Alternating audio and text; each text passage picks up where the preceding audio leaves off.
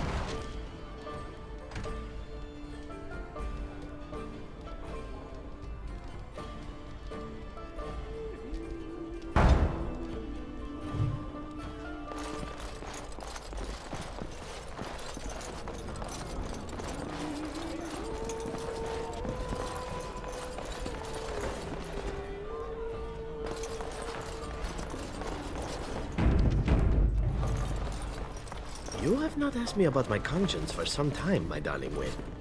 That is correct. And I am not your darling. So once again I am rejected.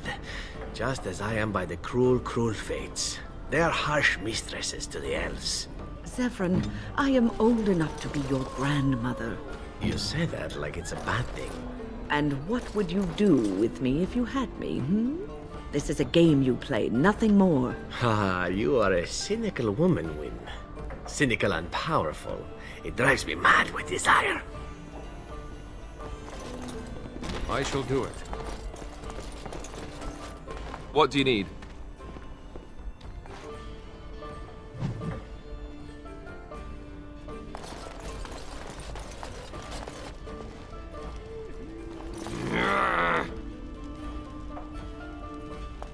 You hear about the note? Maybe we have some things we can talk about. Just see the conversation stays civil. If this is a trap, Zevran, is it? You are Talisan's responsibility. Other crows may try to kill you, but in my eyes, you're already dead.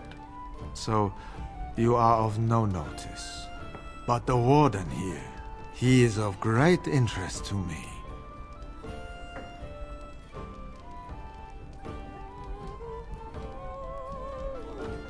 I can't stress enough that I wasn't hired to do anything. An associate was, and he's failed.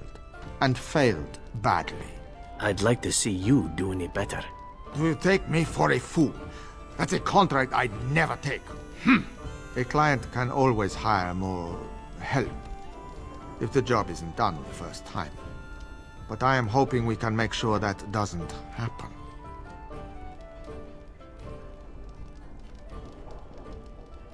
I've only heard of the one time the entire House of Crows was hired for a job. A princely sum changed hands, and an entire noble family died. Not one soul survived. Ignacio has the right of it. Generally, it is one master, one job.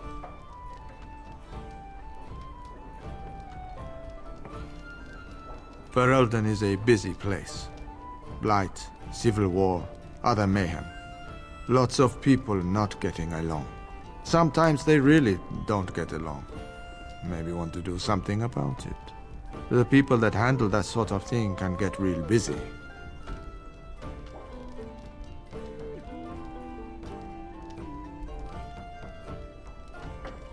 It takes time to do a good job. Pride in your work and all. But customers have expectations.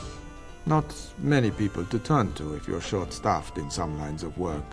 So, someone that's crossed our path and lived, well, maybe they could help out. Make some coin. Everyone wins.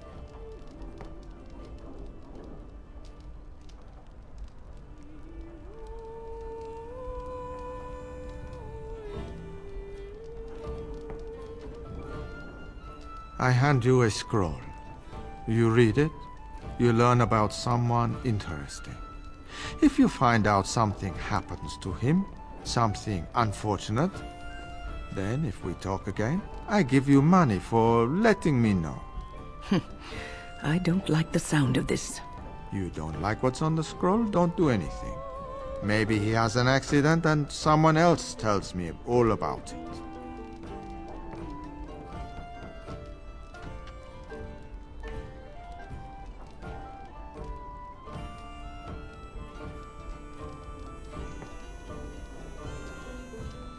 You can never be too careful. Can you blame someone for being circumspect? That I cannot do. One master has a contract on you.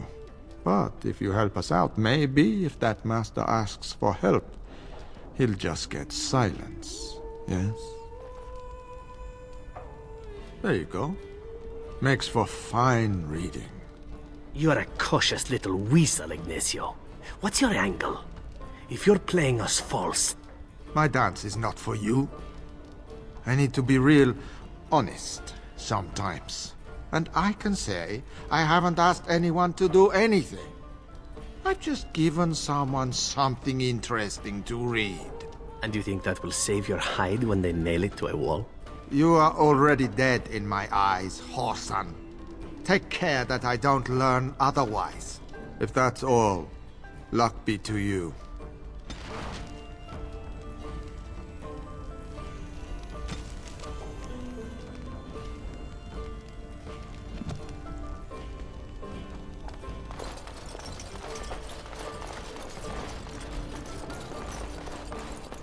It is begun.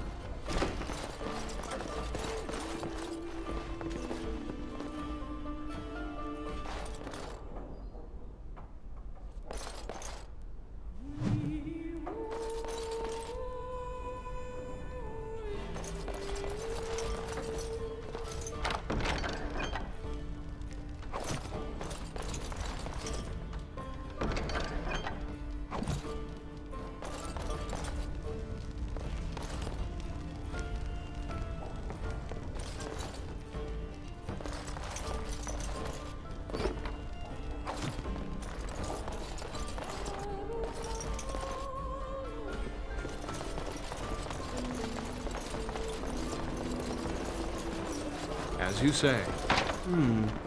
Perhaps I could have a try at that. This won't take long.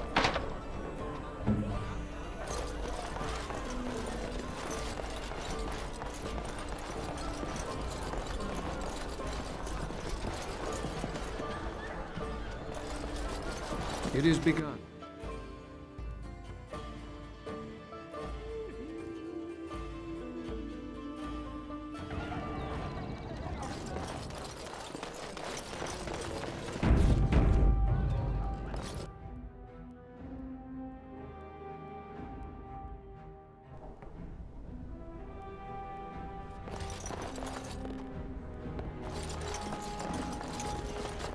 Yes? What are you doing here? My name is Waylon. I'm the assistant of the scholar Brother Genitivi. This is his house.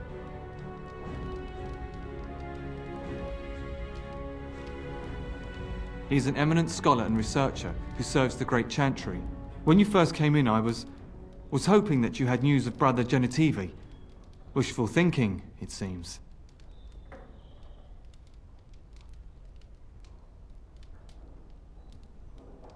I haven't seen Brother Genitivi in weeks. He sent no word. It's so unlike him. I'm afraid something has happened. Genitivi's research into the urn may have led him into danger.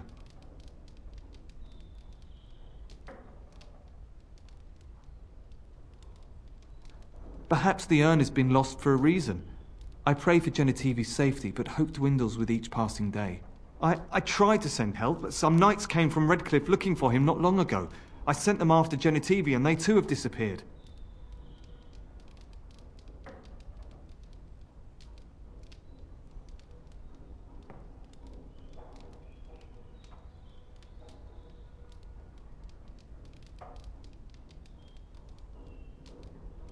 I hope so, friend. I hope so.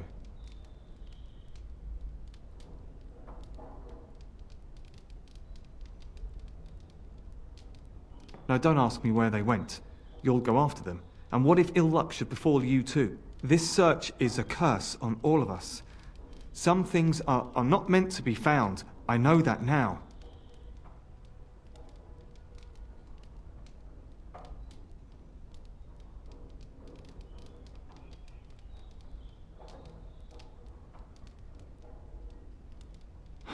So be it. All he said before he left was that he would be staying at an inn near Lake Calenhard, investigating something in that area.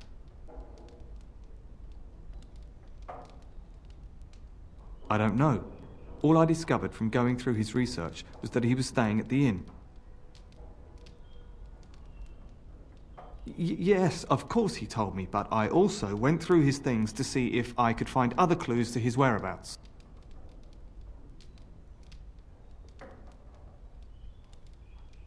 No, I didn't. Everything pointed to the same place. You're wasting time. If you insist on going after Brother Genetivi, you should leave as soon as possible.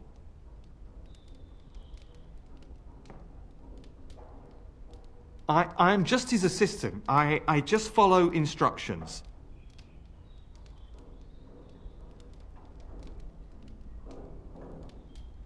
Yes, of course.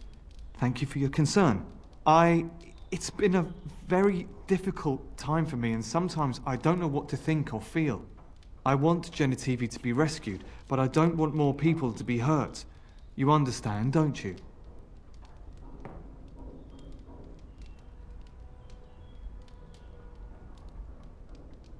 You do not have to trust me. My conscience is clear. Follow in Genetivi's footsteps if you must, but be careful. You've returned. You haven't gone to the inn, have you?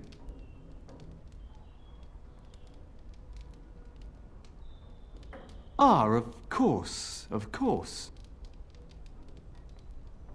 I am merely an assistant to a poor scholar. I fetched his tea and warmed his slippers by the fire. Occasionally, I would help him organize his notes. He was an elderly man, kind, a little eccentric.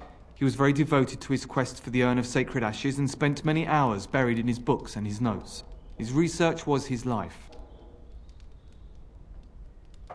The legend states that Andraste's ashes were stolen by her followers and hidden away. Brother Genetivi knew more about it, but he was secretive about his discoveries.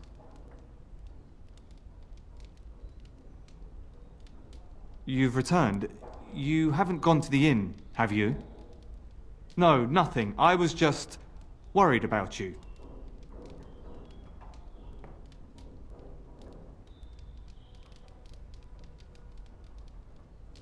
Do be careful. I would hate to hear of something untoward happening to you.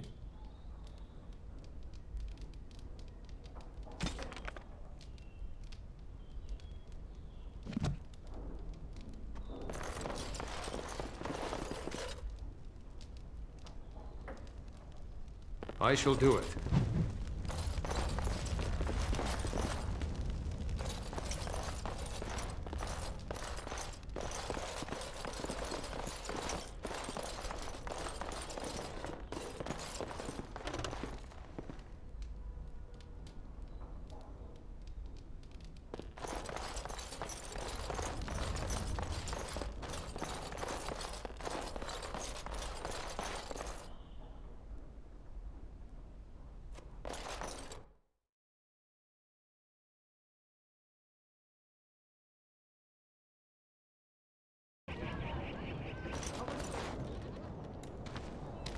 As you say.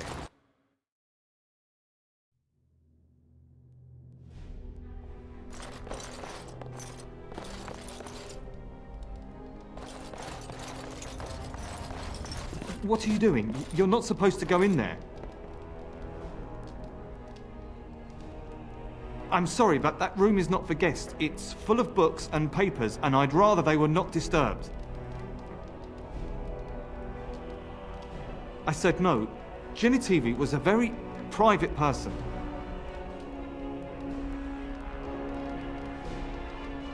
No, don't touch that door!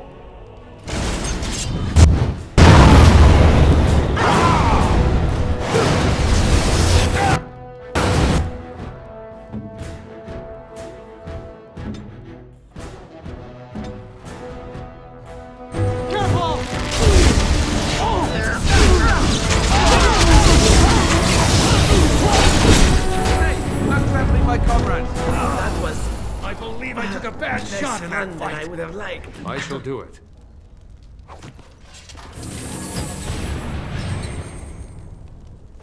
It is begun.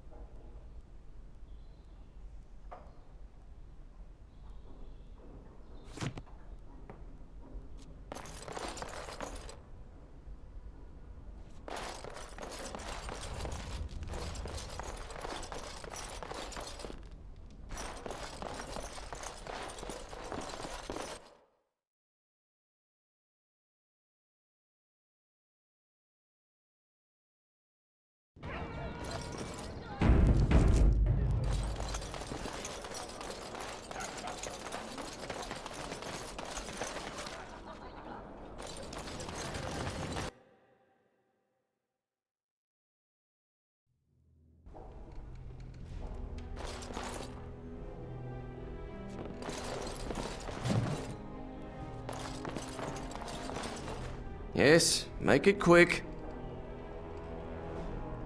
Strange. Let's see this. I knew it! I gave that man the best 7 weeks of my life. Well, I guess he won't have me to push around anymore. Ha!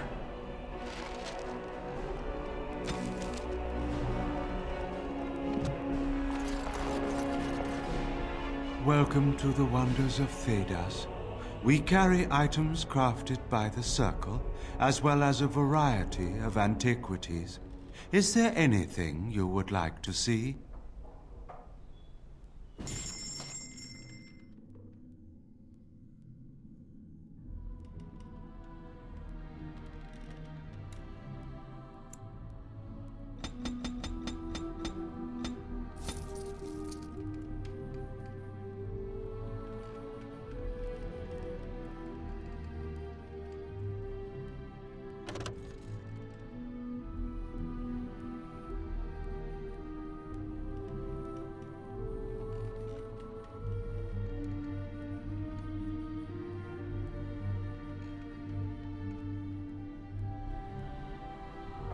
Welcome to the wonders of Thedas.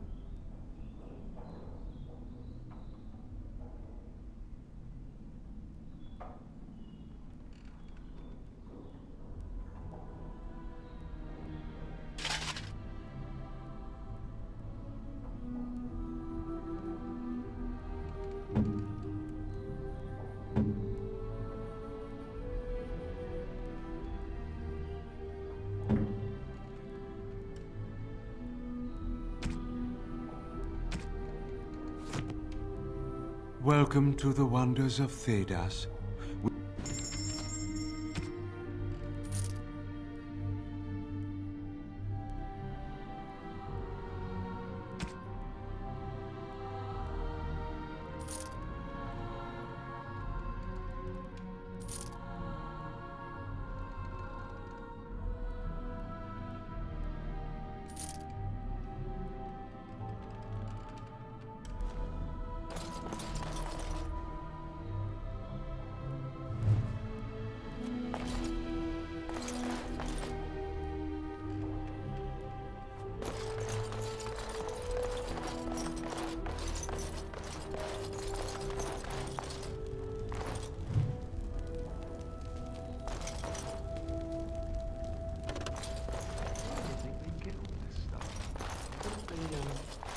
have any minute to go and go.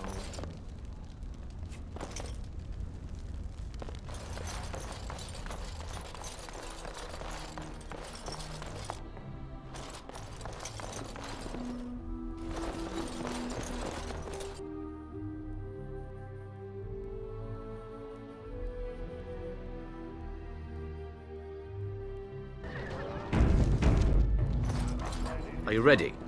I am no savage. I would not take advantage of you.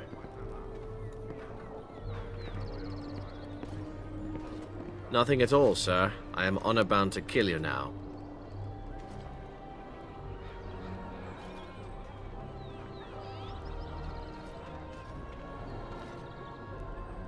May the Divine look after you, sir. You've held yourself with honor. Begin. Enemy is approaching.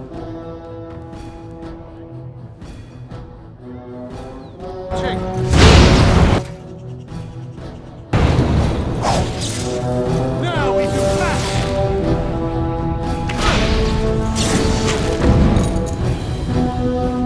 It is begun.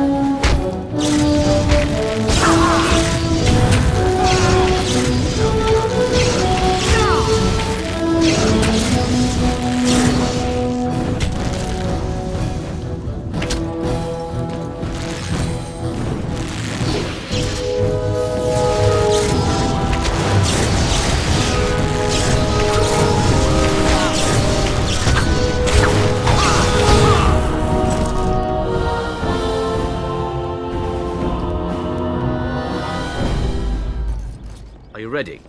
I am no savage. I would not take advantage of you.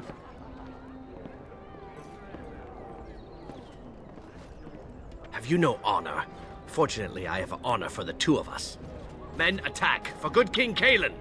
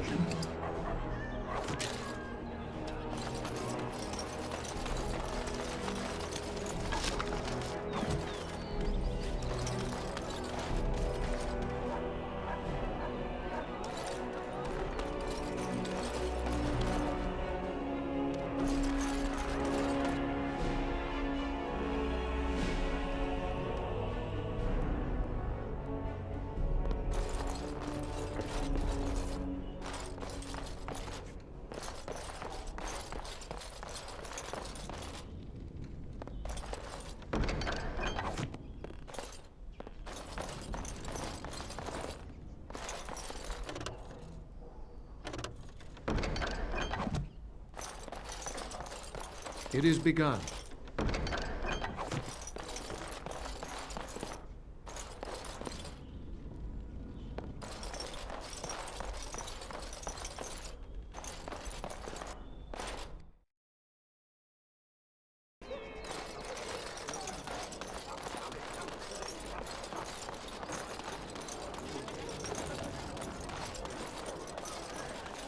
Dwarven crafts. Fine dwarven crafts.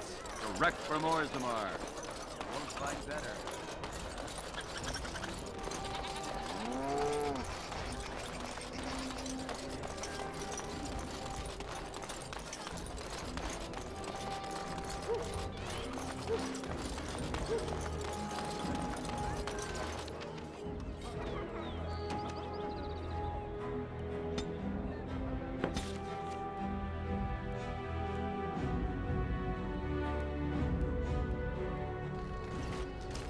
Now that we're back at the camp, I want to talk about what happened at Redcliffe.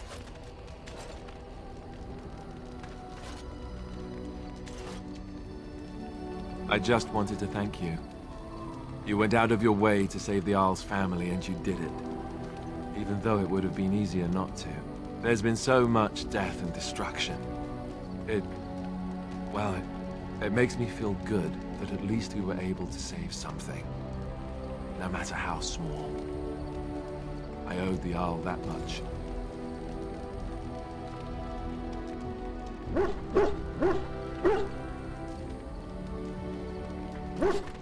You're right. Hopefully, by that time, there's still enough of Ferelden left to save. Good. Now that the warm, fuzzy part of the day is over with, we can get back to the ritual dismemberments. Oh wait, it's not Tuesday, is it?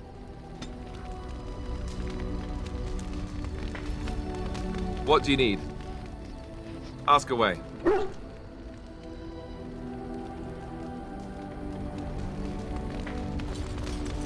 What?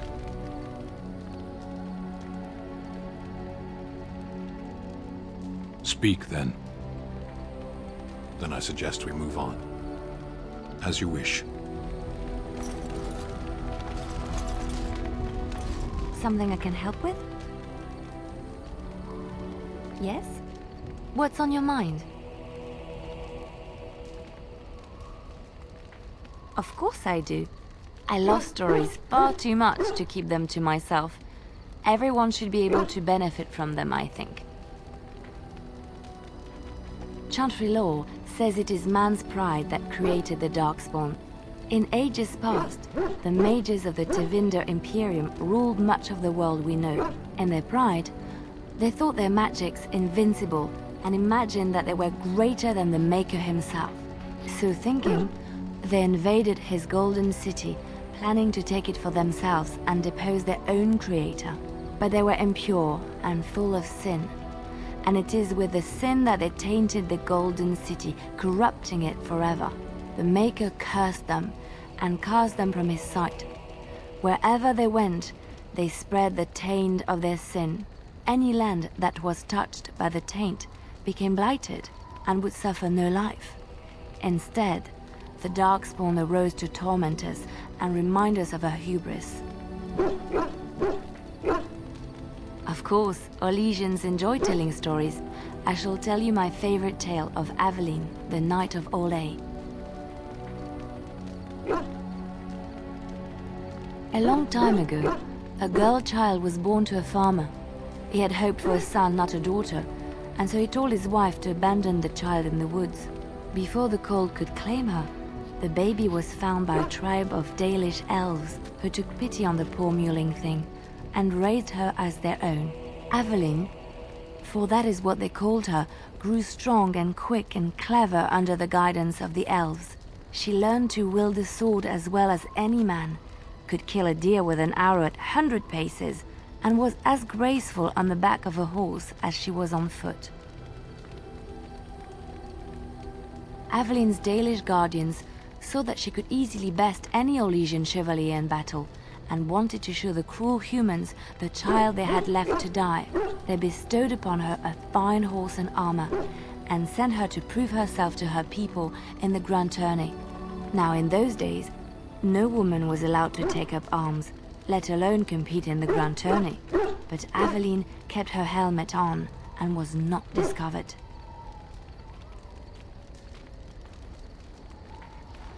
Aveline won many events and gained the approval of the adoring crowd. Eventually, she came face to face with the knight Kaleva in the Grand Melee. Aveline had already bested him in the joust, and Kaleva was determined not to lose a second time.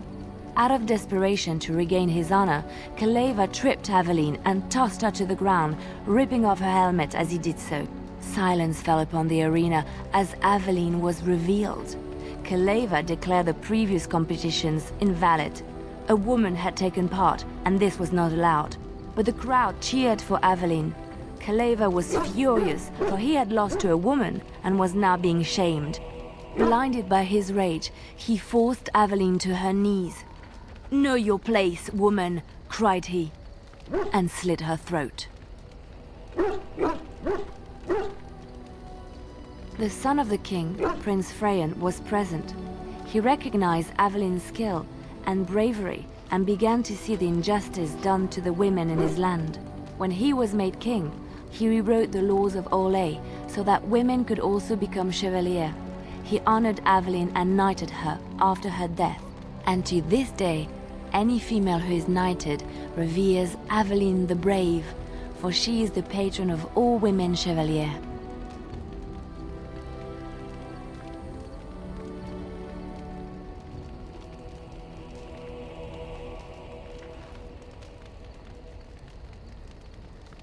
I know one, told to me by my mother a long time ago. It always chilled me to the bone. Maybe you have heard of Flemeth? Are you sure? Was she the Flemeth of legend? Flemeth, the devourer of men? Flemeth, mother of witches? Flemeth, demon-touched, who dwells in the mists?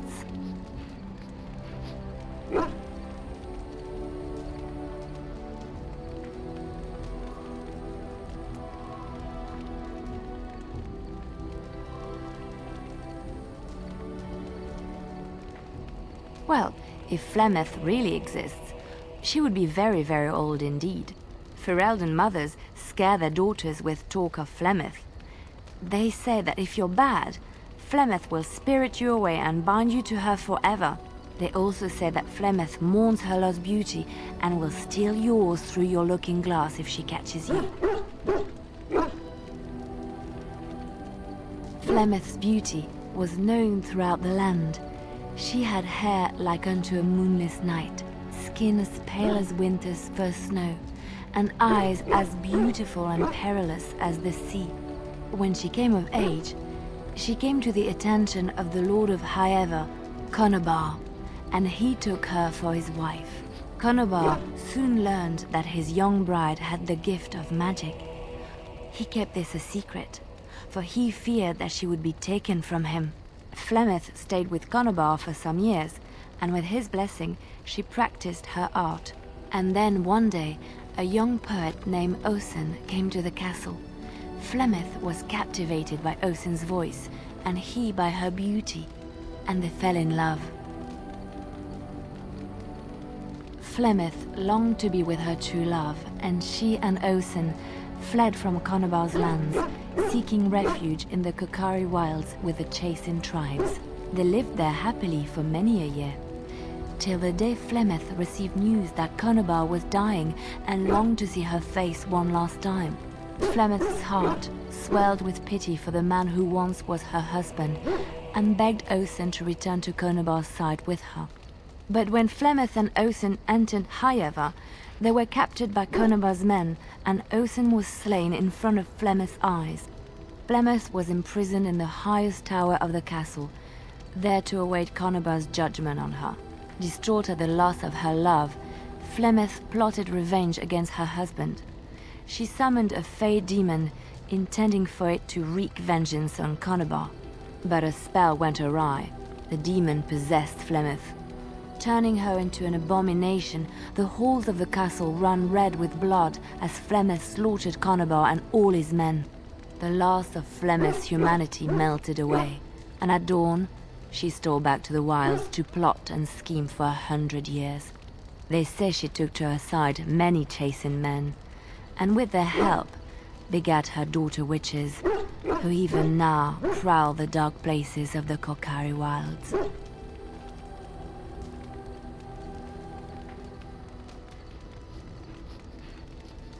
Which one?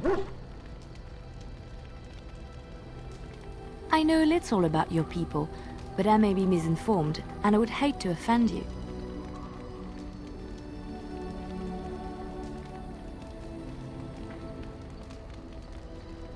I have heard a little about how the elves gained their freedom from the Tevinter Imperium.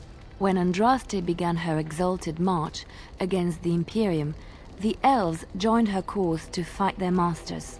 The great elven leader, Shatan, born in captivity, rose up to lead his people. He foresaw a future where the elves were free. Shatan was killed when Andraste was betrayed, but the elves continued to fight, eventually breaking free of the Imperium. The elves claimed the Dales in the south and settled there in a land of their own.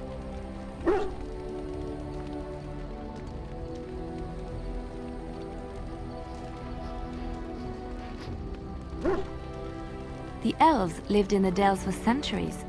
They resurrected the worship of the elven gods and would allow the building of no chantry. This angered the chantry, and the hostility between the two factions finally broke out in open war. The chantry says the elves struck first, but I do not know whether to believe it. The chantry declared a wholly exalted march against the elves, named for Andraste's similar march against Tevinter. During the exalted march of the Dales, the elven cities were sacked, and the elven state completely dissolved. Some of the elves bitterly accepted their fates and surrendered to human rule, living in the human cities as second-class citizens. But others, still fiercely proud of their heritage, refused to bow to the humans, and instead became homeless wanderers. They were the elves of the Dales, the Dalish. Andraste was the Maker's chosen. The Maker had long since abandoned the world when the sound of her singing turned his ear. Beauty, grace, and wisdom enraptured him, and he offered to take her from this flawed world to become his divine bride. But Andraste had an earthly husband and would not forsake him. Instead, she beseeched the Maker to return to his people once more. So earnest was her plea that the Maker was moved, and promised that he would create a paradise on earth if all abandoned their false gods and turned once more to him. And this is why Andraste began her exalted march on the idolaters of the Tevinter Imperium. The Maker granted her his powers with which to smite her enemies. Andraste brought the Imperium to its knees, and her victories converted many to the worship of the Maker.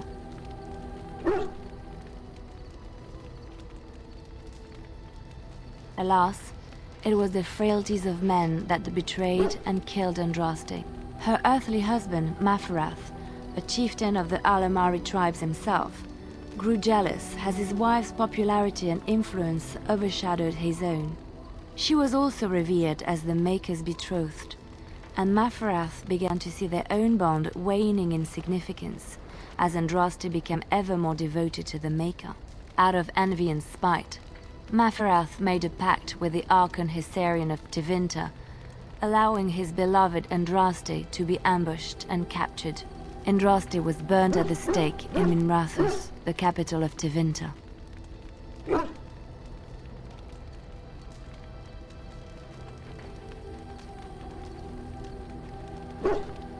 I have thought on this too. Did he withdraw his sight from her at that moment? Where were all the powers he bestowed upon her?